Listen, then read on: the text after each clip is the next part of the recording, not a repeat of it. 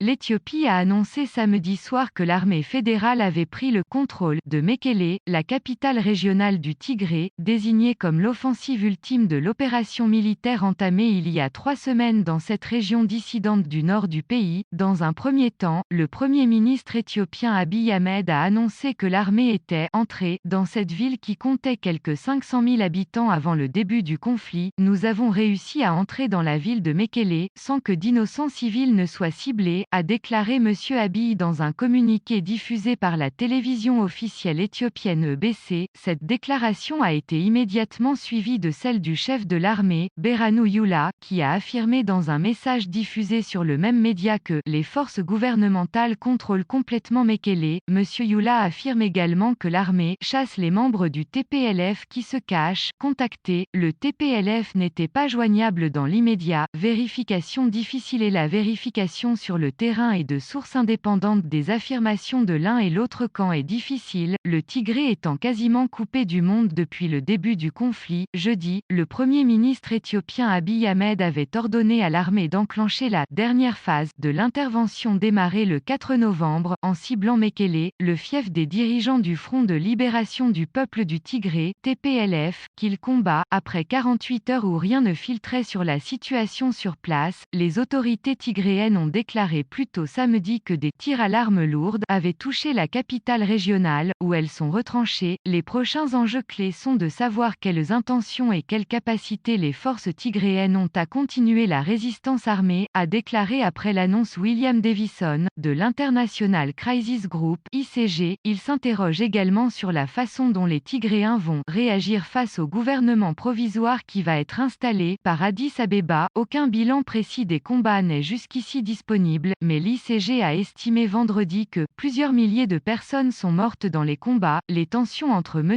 Abiy et le TPLF, qui a dominé pendant près de 3 décennies l'appareil politique et sécuritaire de l'Éthiopie, n'ont cessé de croître depuis l'arrivée au pouvoir du Premier ministre en 2018. Elles ont culminé avec l'organisation au Tigré en septembre d'un scrutin régional qualifié d'illégitime par Addis Abeba, puis avec l'attaque début novembre de 2 bases de l'armée fédérale attribuées aux forces du TPLF, ce que dément ce dernier.